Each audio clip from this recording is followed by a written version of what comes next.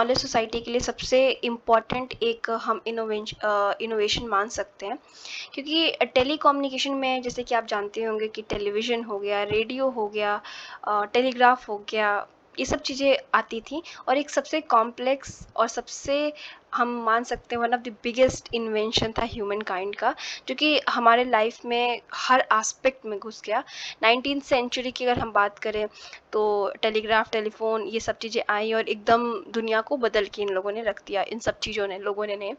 And latest development की हम बात करें टेलीकम्युनिकेशन टेक्नोलॉजी में, तो वो मोबाइल फ़ोन से, ठीक है। तो आपको पता है कि मोबाइल फ़ोन ने तो अब तो बहुत सारे ही चेंजेस ला दिए, हम गिनवा नहीं सकते उंगली पे कि मोबाइल फ़ोन्स ने कितने चेंज लाए हैं। आप images, text message, video call, कुछ भी कर सकते हो। लाइक टेलीफोन ने आपके हाथ में एक तरीके से ऐसी पावर दे रखी है कि आप दुनिया के कोने कोने तक अपने फ़ोन के थ्रू जा सकते हैं। अगर हम इंटरनेट की बात करें तो 1960s में आता है ये, यूनाइटेड स्टेट में, मतलब यूनाइटेड स्टेट ऑफ अमेरिका में आता है बेसिकली 1960s में।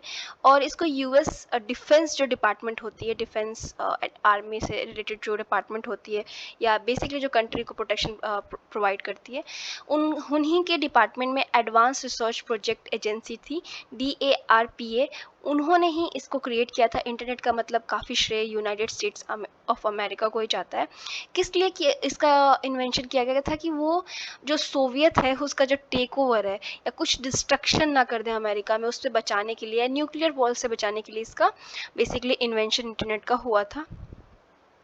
उसके बाद अगर हम बात करें पीसी एंड नेट यूजर्स की इंडिया में, तो ये तो रिपोर्ट काफ़ी पुरानी है, 2004 और 5 की है। अगर अभी की आप रिपोर्ट्स देखेंगे तो आपको पता चलेगा कि इससे ज़्यादा ही हमारे कंट्री में अब इंटरनेट और पीसीज घुस चुकी हैं, तो इसलिए मैं ज़्यादा डिस्कस इसके बारे में नहीं करूँगी। अगर मास मीडिया के हम ऑफ कम्युनिकेशन की बात करें, तो जो वायरलेस ब्रॉडकास्टिंग होती है वो सबसे बड़ा कंट्रीब्यूटर था डेवलपमेंट में या ओवरऑल कम्युनिकेशन कल्चर में।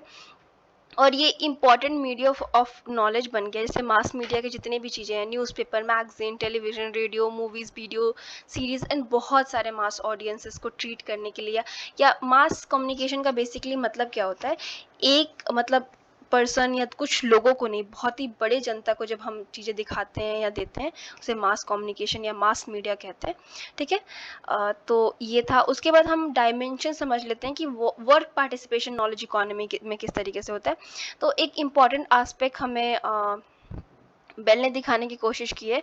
उन्होंने, ये क्लासिकल थ्योरी है पोस्ट इंडस्ट्रियलिज्म की, इंडस्ट्रियलिज्म के बाद क्या होगा, जिसमें 3 स्टेटमेंट्स हैं जो बताते हैं कि किस तरीके से एम्प्लॉयमेंट जो पैटर्न है, मतलब हमारे जॉब करने की या हमें जॉब मिलने की जो पैटर्न है, वो किस तरीके से चेंज हो रही है, किस तरीके से चेंज हो रही है, किस समय में, पोस्ट इंडस्ट्रियलिज्म में, जब औद्योगिक क्रांति का पोस्ट वाला फेज़, बाद का फेज़ शुरू हो रहा है। तो देखिए, इस फेज़ की अगर हम बात करें तो प्रोडक्टिविटी या ग्रोथ जो है वो कहाँ पे है, वो है जनरेशन ऑफ नॉलेज में, मतलब नॉलेजेबल लोग समाज में ग्रोथ और प्रोडक्टिविटी लेके आएंगे, और ये चीज़ें भी इकोनॉमिक एक्टिविटीज़ को कहीं ना कहीं बढ़ावा देंगी। ऑफ कोर्स वो कर रही हैं, आप देख रहे हैं ऐप्स वगैरह ही। आज एक्टिविटीज़ की बात करें तो गुड्स प्रोडक्शन से, और हम लोग क्या बोल रहे हैं, मतलब हम पहले क्या कर रहे थे, इंडस्ट्रियल सोसाइटी में हम प्रोड्यूस कर रहे थे, कपड़े प्रोड्यूस कर रहे थे, खाने के सामान प्रोड्यूस कर रहे थे, बहुत सारी चीज़ें प्रोड्यूस कर रहे थे बहुत ज़्यादा बड़े लेवल पे। उससे सर्विस डिलीवरी की तरफ हम जा रहे हैं। अब हम सर्विसेज अभी आप ऐप्स देखिए, टीचिंग से लेके आपको फूड डिलीवर तक, आपके सब कुछ डिलीवरी करने का, और इस टाइप की टेक्नोलॉजीज़ ज़्यादा आ रही हैं, सर्विस ओरिएंटेड सोसाइटी हो रही है। और जो न्यू इकोनॉमी है वो क्या चीज़ें बढ़ा रही है, ऑक्यूपेशन, किस टाइप का ऑक्यूपेशन, किस प्रकार का काम जो हाई इंफॉर्मेशन और नॉलेज से होता है, ठीक है, इस टाइप का हमारी सोसाइटी टर्न हो रही है। अगर हम टॉफलर, एल्विन टॉफलर की जो सेकेंड वेव, हमने वही उनके 3 वेव्स हमने पढ़े थे कि फर्स्ट एग्रीकल्चरल वेव था, सेकेंड इंडस्ट्री वाला था, और थर्ड इंफॉर्मेशन वाला था। तो ये बताते हैं कि जो सेकेंड वेव जब आया था उसने मैसिफिकेशन का एक कॉन्सेप्ट लेके आया था। मैसिफिकेशन क्या होता है, तो मास इसमें वर्ड आया है, यानी बहुत ह्यूज लेवल पे हमने प्रोडक्शन करना शुरू किया। किस चीज़ का, जैसे कि मास मार्केट, बड़े बड़े मार्केट होते हैं, मास कंजप्शन, बहुत बड़े लेवल पे कंजप्शन किसी चीज़ का शुरू होना, मास रिलीजन भी बहुत ज़्यादा, एक पॉलिटिकल पार्टीज भी मास, वेपन भी मास बनने लगे डिस्ट्रक्शन के। तो ये सोसाइटी था। और जैसे कि जो वो थी सेकेंड वेव था, वह लैंड कहाँ पे है, लेबर कहाँ है, मनी कहाँ है, उसी के अराउंड बनता था। अगर किसी को फैक्ट्री खोलनी है तो उसको देखना पड़ेगा ना कि उसको लैंड कहाँ पे चीप रेट में मिल जा रहा है, क्या वहाँ पे लेबर्स हैं जो उनकी फैक्ट्रीज में काम कर सकते हैं, और मनी बहुत ज़रूरी है, कैपिटल की आवश्यकता है। कैपिटलिज्म को चलाने के लिए, पूंजीवाद को चलाने के लिए। लेकिन थर्ड वेव की जो कंपनीज हैं वो डेवलपमेंट और नॉलेज और इस टाइप की फ्यूचरिस्टिक टेक्नोलॉजी से लेके आए। लाइक बहुत सारी कंपनीज जो अभी चल रही होंगी वो क्लाउड कंपनीज और इस टाइप की कंपनीज है जिनका कोई बहुत बेस वेस नहीं होता, लोग इंटरनेट पे ही सब कुछ काम कर रहे हैं और उस कंपनी का एग्जिस्टेंस है, वो कंपनीज बहुत ज़्यादा अर्न कर रही हैं। तो इस टाइप का भी सिनेरियो आ गया है। ठीक है, तो हम होता है कि हम लोगों का जो पहुंच है, वो एजुकेशन हो चाहे और भी किसी भी टेक्नोलॉजीज के तरफ जो वो हो पहुंच हो, वो आसान कर दिया गया है। और जो एम्प्लॉयमेंट का स्ट्रक्चर है, किस तरीके के जॉब्स होंगे, डेवलप और डेवलपिंग इकोनॉमिक्स दोनों की बात हम कर रहे हैं। मतलब डेवलपिंग कंट्रीज और नॉन मतलब जो भी फेज में है डेवलप होने की, उन दोनों की बात कर रहे हैं। Develop countries like America, Europe की कंट्रीज़, और डेवलपिंग कंट्रीज़ लाइक हमारी पाकिस्तान वगैरह, इन सब कंट्रीज़ की भी इकोनॉमिक्स पे बहुत ज़्यादा इसका फ़र्क पड़ा है। क्यों? क्योंकि फर्स्ट ऑफ ऑल जॉब का जो स्ट्रक्चर है, आपने ब्रेन ड्रेन का एक आइडिया सुना होगा। बेसिकली काफ़ी इंटेलेक्चुअल लोग जो है अपनी कंट्री छोड़ के इन बेटर कंट्रीज़ में जा रहे हैं। तो कहीं ना कहीं पॉजिटिव नेगेटिव इफेक्ट आपको दोनों देखने को मिल जाएगा इस नॉलेज सोसाइटी में। उसके बाद हम मैनुअल कैसल्स की बात करें, ये बहुत ही इंपॉर्टेंट एक्चुअली आपके लिए, सोशलॉजिस्ट है, इनको तो अच्छे से पढ़ लीजिएगा। टेक्नोलॉजी ओरिएंटेड इनका काम है और ये यूजीसी नेट में भी इनसे आता है। तो ये क्लासिफाई करते हैं सर्विस इकोनॉमी को कितने डिफरेंट कैटेगरीज में। ठीक है, तो ये बताते हैं कि दिस इंक्लूड प्रोड्यूसर सर्विस। जैसे प्रोड्यूसर सर्विस क्या है? Banking, insurance, real estate, engineering, accounting और भी बिजनेस और लीगल सर्विसेज। फिर सोशल सर्विसेज की बात करते हैं, ये medical, health services, hospital, education, welfare, religious service, non profit organisation, postal service etcetera. ठीक है, फिर ये बात करते हैं डिस्ट्रीब्यूटिव सर्विस की, जैसे कि transport, communication, wholesale and retail services. फिर पर्सनल सर्विसेज की बात करते हैं, domestic service, hotel, eating and drinking places, repair service, laundry, beauty, barber shop, shops, entertainment और फिर अगेन। तो ये बहुत सारे लेवल पे हमें बताते हैं कि इतने लेवल्स पे हमको मतलब डिफरेंट डिफरेंट सर्विस ऑफर हो रही हैं आजकल के टाइम पे। और ये आर्ग्यू करते हैं कि इस पर्टिकुलर फील्ड में जो जॉब्स हैं वो सर्विस सेक्टर में काफ़ी बढ़ेंगी। स्पेशली जी7 कंट्रीज कौन सी होती है, कमेंट करके बताइएगा। इन पास्ट फ्यू डेकेड्स काफ़ी ज़्यादा इसमें डेवलपमेंट हमें देखने को मिला है। ठीक है,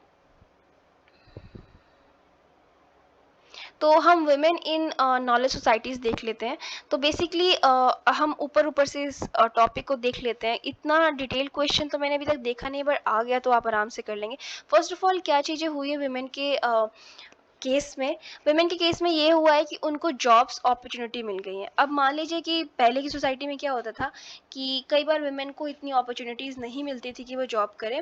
लेकिन अगर हम आईएलओ की रिपोर्ट की बात करें तो ये टेली सेंटर्स जो हैं या इस टाइप की जो जॉब ऑफर्स है, वहाँ पे जो इंडियन वीमेन है वो काफ़ी ज़्यादा बड़े लेवल पे काम कर रही हैं।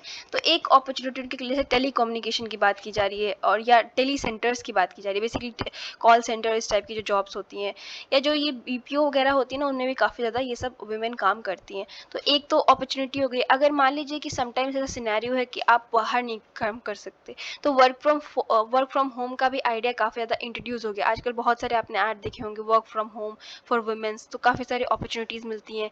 बिजनेस स्टार्ट करना वर्चुअली और इस टाइप की भी अपॉर्चुनिटीज़ आ गई हैं। अगर हम बात करें 1990s के एंड की, तो अराउंड 5000 वुमेन थी। वो कैरेबियन कंट्रीज़ की बात हो रही है। वो डेटा प्रोसेसिंग की एक्टिविटीज़ में और लग गई थी डेटा प्रोसेसिंग की एक्टिविटी में। अगर हम आईएलओ की रिपोर्ट की बात करें तो वुमेन का जो डिजिटल इकोनॉमी में एक तरीके से योगदान है वो काफ़ी बढ़ रहा है। और इससे ये है कि एक पॉजिटिव चीज़ है। हम बात करें इंटरनेशनली आउटसोर्स जॉब, जैसे कि medical transcription work on software service और इस टाइप की जो चीज़ें होती हैं वो वुमेन्स काफ़ी डेवलपिंग कंट्रीज़ में चूज़ कर रही हैं। सॉफ्टवेयर की बात करें तो वुमेन काफ़ी ज़्यादा इस फील्ड में आ रही हैं और इंजीनियरिंग और साइंस को भी ले रही हैं, जो कि काफ़ी पहले नहीं वुमेन ज़्यादा चूज़ किया करती थी। अगर हम इंडिया की बात करें तो 27% जो प्रोफेशनल जॉब्स है सॉफ्टवेयर इंडस्ट्री में वो वुमेन के पास ही है। और 4 मिलियन यूएस डॉलर्स जो एनुअली है वो वुमेन अर्न करती हैं, या मतलब उनको मिलता है। ये पूरा सेक्टर इतना वर्थ का है। और वुमेन का जो शेयर है पूरी इंडस्ट्री में अराउंड 30% है 2001 के डेटा के हिसाब से, और अभी काफ़ी इंक्रीज़ हो गया होगा। ठीक है, उसके बाद इस आईसीटीज़ की अगर हम बात करें तो विमेन को एक अपॉर्चुनिटी दिया है कि वो अपने प्रोडक्ट्स और अपने जो भी, मतलब मैंने बिज़नेस की बात की ना, कि इन सब का यूज़ करके, लाइक सोशल मीडियाज़ का यूज़ करके विमेन अपने बिज़नेस में भी अपने आप को आगे बढ़ा रही हैं। अगर हम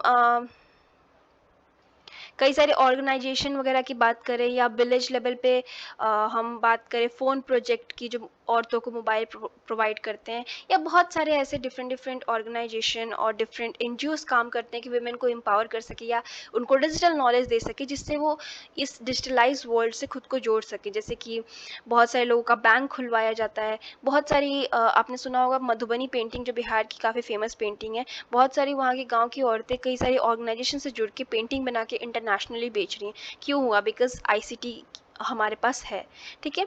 तो इन सब चीज़ों ने हेल्प किया, तो पॉजिटिव चेंज आया है। ऑफ़ कोर्स उसके कुछ नेगेटिव भी वो हुए हैं। वर्क जो एक एटमॉस्फेयर है वो कई बार शोषित भी करता है। इस टाइप के सिनेरियोज़ हमें देखने को मिलते हैं, बट मोस्टली हम देखेंगे तो पॉजिटिव इसका रिज़ल्ट आया है। So thank you so much, have a nice day.